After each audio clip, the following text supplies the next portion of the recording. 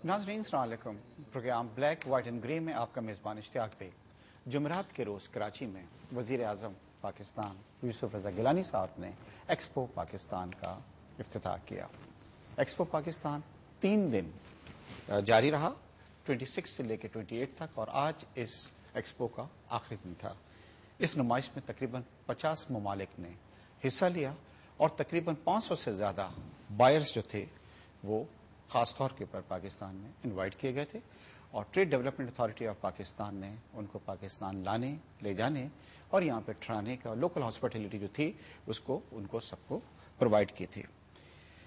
और trade development authority तकरीबन पिछले 5 साल से एक्सपोज का कराची में कर रही है, और रोज़ बरोज़ इसके अंदर इजाफा होता जा रहा है और मुख्तलिफ कंट्रीज इसके अंदर शामिल हो रहे हैं। और इस बार 50 जो कंट्रीज़ आए हैं मौजूदा हालात को देखते हुए, वो एक बहुत बड़ा क्रेडिट जो है वो हुकूमत को जाता है और ट्रेड डेवलपमेंट अथॉरिटी को जाता है।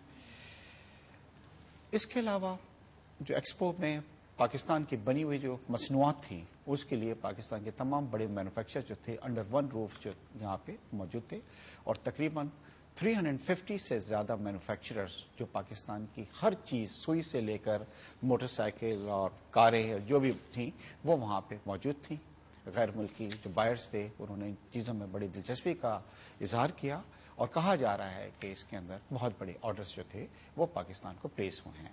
एक्सपो पाकिस्तान आज हमारा मौजू है हमारे प्रोग्राम का, और इस पर डिस्कस करने के लिए मैंने जिन मेहमानों को अपने स्टूडियो में दावत दी है, मेरे साथ तशरीफ़ रखते हैं सुल्तान चावला साहब। आप प्रेसिडेंट हैं federation of Pakistan chamber of commerce industry के। साथ में डॉक्टर मिर्ज़ा अख्तियार बेग साहब हैं, आप फेडरल एडवाइज़र हैं और पीपीपी से आपका ताल्लुक है। मेरे तीसरे मेहमान जो हैं वो आसिम सिद्दीकी साहब हैं, आप चेयरमैन पेगासस हैं, और पेगासस वो कंपनी है जिसने इस इवेंट को पाकिस्तान में ऑर्गेनाइज किया था। मैं अपने तीनों मेहमानों का शुक्रिया अदा करता हूँ और वेलकम करता हूँ आपको प्रोग्राम में। और चावला साहब, इस बार जो एक्सपो पाकिस्तान हुआ है उसमें फेडरेशन बहुत ज़्यादा एक्टिव रही है उनके साथ। आप लोग ना सिर्फ उनके साथ from the very first day से उनके साथ थे, बल्कि जितने भी इनके फंक्शंस वगैरह हुए हैं उसके अंदर भी आप लोग शरीक थे, और एक फंक्शन जो शेरेटन होटल में दिया गया है वो शायद फेडरेशन की तरफ से दिया गया था। 500 फॉरेन बायर्स वर पोटेंशियल बायर, 50 कंट्रीज, बहुत बड़ी बात है मौजूदा हालात के अंदर। आप सोचते हैं कि एक तो मौजूदा जो हालात थे उसमें ये समझा जा रहा था कि शायद ये जो इवेंट है वो इतना कामयाब नहीं होगा, फिर कुछ लोगों ने थोड़ा सा इस पर तनकीद का निशाना ये किया कि ईद मिलादुन नबी के हवाले से जो डेट्स थी वो थोड़ी सी क्लैश हुई हैं। आज इसका कंक्लूड हुआ ये शो, आप बतलाइए कि क्या इसको एक आप कामयाब शो करार दे सकते हैं एक्सपो पाकिस्तान को? बिस्मिल्लाहिर्रहमानिर्रहीम। नहीं, सिर्फ मैं नहीं बल्कि हर वो शख्स जो इससे किसी न किसी हवाले से मुंसलिक रहा है इसको एक कामयाब इवेंट से ताबीर करेगा। न सिर्फ ये कि जितने ममालिक ने इसमें शिरकत की, जितनी तादाद में यहाँ बायर्स आए, और जिस तरीके से मुनज़्ज़म अंदाज में इस इवेंट को ऑर्गेनाइज किया गया, हर एतबार से ये कामयाब इवेंट था। आप देखिए, लेकिन मैं इस नुक्ता नज़र का हामिल हूँ कि ये सालाना कोई एक इवेंट नहीं होना चाहिए, ये रोज़ाना की एक काविश होनी चाहिए कि हमारा राब्ता अपने बायर्स के साथ और वो लोग जो पाकिस्तान के अंदर सरमायाकारी कर सकें उनके साथ राब्ता रहना चाहिए। हम अपने बायर्स को यहाँ बुलाएं और ख़ुद अपने वफूद मुख्तलिफ ममालिक में मुख्तलिफ इवेंट्स जो होते हैं उसके अंदर हमें लेके जाना चाहिए। अभी पिछले दिनों मैंने एक वफद की सरबराही की जो कि साउथ अफ्रीका गया था, और मैं हैरान रह गया जो हमें वहाँ पर पजीराई मिली। हमारे जो सप्लायर्स थे उनको जो ऑर्डर्स वहाँ पर मिले, हमारे लिए जो गुडविल वहाँ पर थी साउथ अफ्रीका के अंदर, और जो मौक़े पाकिस्तानी सरमायाकारों को, पाकिस्तानी ख़रीदारों को, पाकिस्तानी प्रोड्यूसर्स को वहाँ मौक़े हैं, हर एतबार से हम उसको प्रॉपर तरीके से। तो चावला साहब, आप ये कह रहे हैं कि हमको सिर्फ एक ही एक्सपो पे इनकाद नहीं करना चाहिए, बल्कि थ्रू आउट ईयर जो है ये जाना रहना चाहिए, लोगों को आते जाते रहें और हम भी मुख्तलिफ कंट्रीज के अंदर इसमें हिस्सा लें।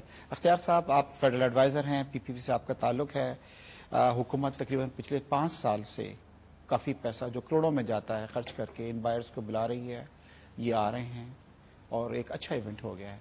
मगर अगर दूसरी तरफ आप एक्सपोर्ट की तरफ नज़र दौड़ाते हैं तो एक्सपोर्ट्स में इजाफा नहीं हो रहा बल्कि एक्सपोर्ट्स में कमी वाक़ई हो रही है। इस साल भी मेरे ख्याल से टारगेट्स जो हुकूमत के हैं वो शायद पूरे हम नहीं कर सकेंगे।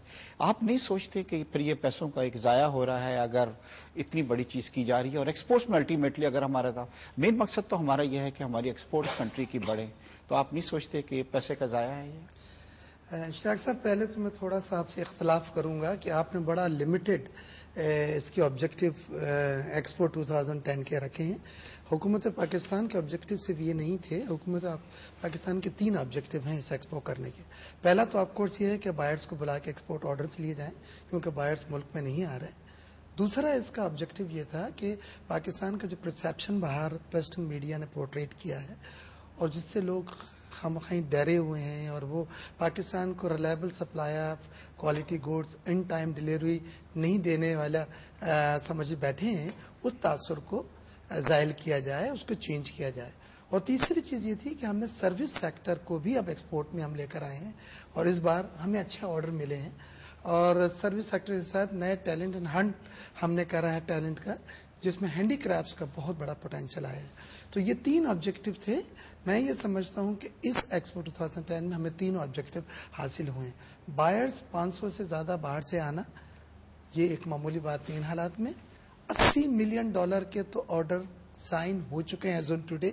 अभी हम जो क्लोजिंग सेरेमनी थी वहाँ से हम आ रहे हैं, आजम साहब भी वहाँ पे थे और कॉमर्स मिनिस्टर, फाइनेंस मिनिस्टर और टीडीएफ के सीईओ ने अनाउंस किया है कि 130 मिलियन की पाइपलाइन में जो नेगोशिएशन है 80%, 90%, 70% में, और 80 मिलियन के साइन ऑर्डर कंफर्म हो गए।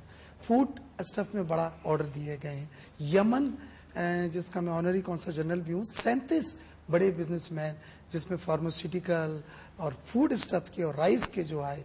देखिए, मैं एक बात कह के अपनी बात एक्सप्लेन करना चाहूँगा कि एक चीज़ होती है एक्सपोर्ट कल्चर। वो ममालिक जो एक्सपोर्ट में हमसे बहुत आगे चले गए, वहाँ एक एक्सपोर्ट कल्चर पाया जाता है। एक्सपोर्ट कल्चर वो सोच है जो प्राइम मिनिस्टर सदर से लेके उस लोडर के जहन में होती है जो कंटेनर को लोड कर रहा होता है कि किसी तरह से मुल्क की एक्सपोर्ट बढ़े। और इस एक्सपो में मुझे ये देखने को मिला है कि हम सब ने मिलकर एक टीम वर्क की तरह से इसमें काम किया और बड़े खदशात थे, लेकिन अल्लाह का बड़ा करम है। और आप कह रहे हैं कि तकरीबन $80 मिलियन के माशाल्लाह ऑर्डर्स जो है पाकिस्तान को मिले, जो एक बहुत बड़ी चीज़ है। आसिम साहब, आपकी तरफ आते हैं। आपकी कंपनी पेगासस लिमिटेड जो है वो पिछले 5 साल से एसोसिएट कर रही है, मतलब, और इसका इनेकाद कर रही है।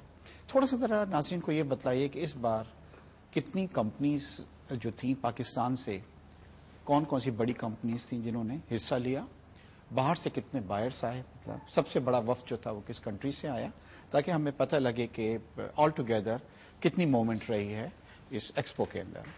जी, इस साल जो जैसे आपने फरमाया कि फॉरेन बायर्स जो हैं वो तो 500 से ज़्यादा आए थे 50 ममालिक से, और जो स्टॉल्स लगे वो कोई 350 कंपनीज ने लगाए। और इस मरतबा से जो फोकस है बेसिकली वो TDAP का जो है वो नॉन ट्रेडिशनल आइटम्स के ऊपर है कि हम उसकी एक्सपोर्ट बढ़ाएं, क्योंकि हमारी टेक्सटाइल इंडस्ट्री जो है वो तो ग्लोबली इस्टेब्लिश्ड है। हमारे टेक्सटाइल के एक्सपोर्टर्स इतने बड़े हैं, वो दुनिया भर में जाते रहते हैं, बायर से मिलते हैं, हर एग्जीबिशन में मिलते हैं। बट जिस तरह से इख्तियार बेग साहब ने कहा कि एक एक्सपोर्ट कल्चर डेवलप करना है, तो वो छोटे जो स्मॉल ट्रेडर्स हैं जो कि पूरे जोर किस पे दिया गया? हैंडीक्राफ्ट्स के ऊपर, स्मॉल ट्रेडर्स के ऊपर। पूरे पाकिस्तान से जो है वो हाला के टाइल्स तक के रखे हुए थे इस एग्जीबिशन में, ताकि उनको एक्सपोजर लोगों ने इसमें दिलचस्पी ली, जो बायर्स बहुत दिलचस्पी ली। बल्कि एक स्टॉल जो चिनोट से आए हुए थे उन्होंने तो अपना पूरा फर्नीचर बेच दिया और उनको यमन से और इजिप्ट से बड़े ऑर्डर्स मिले, क्योंकि हैंड क्राफ्टेड फर्नीचर। आसिम साहब, मैं दोबारा आपके पास आऊंगा और आपसे पूछूंगा सबसे बड़ा वक्त जो कहा था। चावला साहब, आप इस थ्रू आउट एक्सपो पाकिस्तान में बहुत बिजी रहे फेडरेशन, और जितने भी बाहर से वफद आए हुए थे वो कटिसी कॉल करने आपके पास आते रहे, और मैं देखता रहा, अखबारों में भी आता रहा कि उनसे आप मिलते रहे।